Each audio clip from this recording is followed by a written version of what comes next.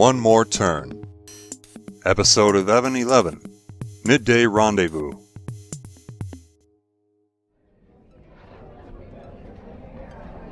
Dominic? Bella, you manage a lot of social media channels and tons of your posts get shared on repeat. I recognize you from the number of them with your photo. Seems I have you at a disadvantage. No, I didn't say my name was Bella. It is, as you thought, Dominique, which is why... Receptive, that's why I was laughing. Ironic, being as humorless as Avery told me. You've got no idea. But she knows I love seafood, and from what I heard, this is the only place in town worth its salt to serve oysters. No reaction to my pun? Even as I claimed having no sense of humor? I bet you'd be quite the card shark if you wanted to. Did Avery not bother you even to show you a picture of me? No one wants to share it with anyone, not even from her. Asking me for a favor right now is probably not going to go well for you. Just probably, so there's still a chance. No one likes a pedantic or a lawyer. Yet, by your own admission, by social media posts are shared widely, and I do both. Hardly, and barely, respectively. Fancy enough use of the English language for you? You still want to work towards Carson and Caleb being held accountable for dough? Word, the brothers Dork need to pay. Yes, I learned that from your posts too. Then you know I cannot serve as Hudson's lawyer in any matter, let alone over Carson. Seeing as how you slept with both of them and married the latter, of course. Hudson needs a lawyer, so I convinced my father on one condition. I leave Carson. You agreed? About damn time. I didn't ask for your opinion, let alone your approval. From what I read and heard, you and your father are not on speaking terms.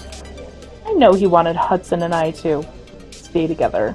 He probably thinks my agreeing to leave Carson means I'm open to the idea again, which I am, but Hudson is not so... Oh, save your breath and spare my ears. My captain's platter is getting cold. That's what Carson orders. He thinks I believe him when he says he doesn't record his captain logs anymore, but... Okay, here's where we're at. Unless someone's paying you by the word you say to me, why haven't you asked me what you really came to ask? It's refreshing to speak to someone who knows of me, but doesn't know me. Your social feeds are full of people who fit that description. Your question already? You're the one I know who not only wants there to be consequences for Joe, but has the drive and resources to see it through. Flattery is getting you somewhere. It isn't seafood, so spit it out already. Will you lower your crosshairs on Hudson and Gary if I give you intel on Riley instead?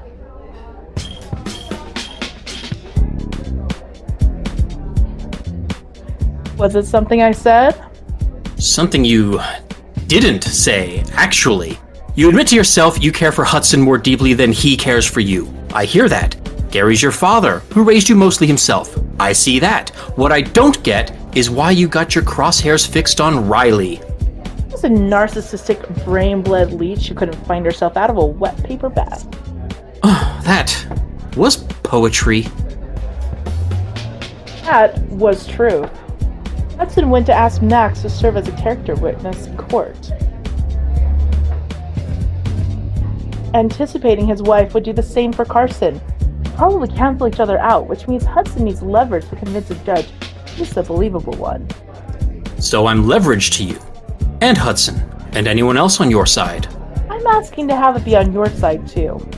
I'll take your silence as agreement. Your word is as good as your bite, which Pedro says is nothing to write about.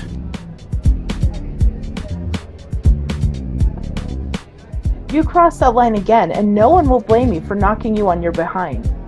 Naughty, naughty. Now you see how humorless I can be. I knew that pun was forced. Almost everything I say and do among you townies is forced. Almost? Bringing down the parties responsible for the dough contract? That's genuine. You agreed to... My lack of objection isn't the same as my explicit acceptance to an offer, Bella. Is that your lawyering I see rusting among the rain pouring down upon you? Riley was the lackey. On that, we can agree. If you were in my position, why would you possibly agree to giving up pursuing two of the biggest fish in the pond for the smallest? First, Just about Riley's only redeeming feature was her interest in top 10 lists. You about to follow suit? if top 10 minus 8 is a thing, then yes. Proceed. Besides Riley having a history of not changing her account passwords, apparently also had a habit of documenting her thoughts on business matters within its files. Probably still does, not that that matters. How is any of that relevant to this conversation? Did Avery tell you about our acquisition of a company called Fortuna Works? Spell out the relevance of this reference in the next 20 seconds or go away. Me? Wouldn't it be you going if you're that frustrated? Why would I leave when I'm the customer at this table and I still haven't touched my lobster tail? You've got 10 seconds left. Riley kept a journal documenting her experiences throughout Doe's negotiation. Are you about to tell me that those are part of her business journal online? Was. I think my father finally convinced her to take it offline when they were dating. The two of you both like older men. I'm into MILFs myself. How is that relevant to this conversation? To make you even more uncomfortable. Helps my position. Riley's reputation means her journal isn't worth much, if anything, against Hudson and Gary. But Carson's drinking, Caleb's gambling, and that very same reputation of hers means her entry should be worth something in a civil trial. That account of events is more likely the truth than the others. I agree to your terms. With an amendment. Which is? You pick up my tab. Is Captain's platter good, but not triple dollar figure good?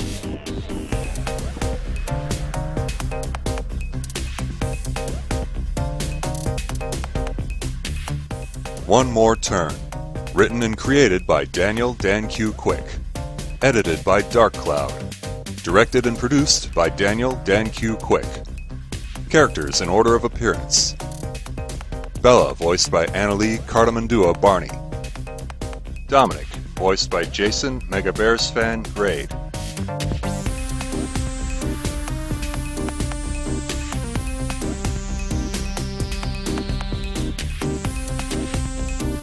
Sounds courtesy of freesound.org. Music by Kevin MacLeod. Voiceover by Sedgwick.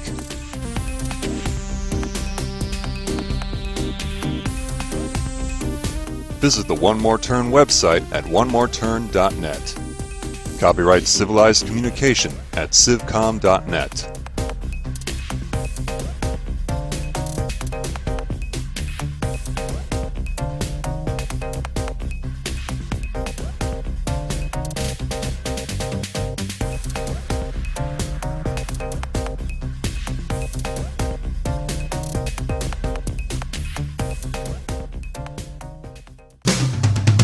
On the next episode of One More Turn.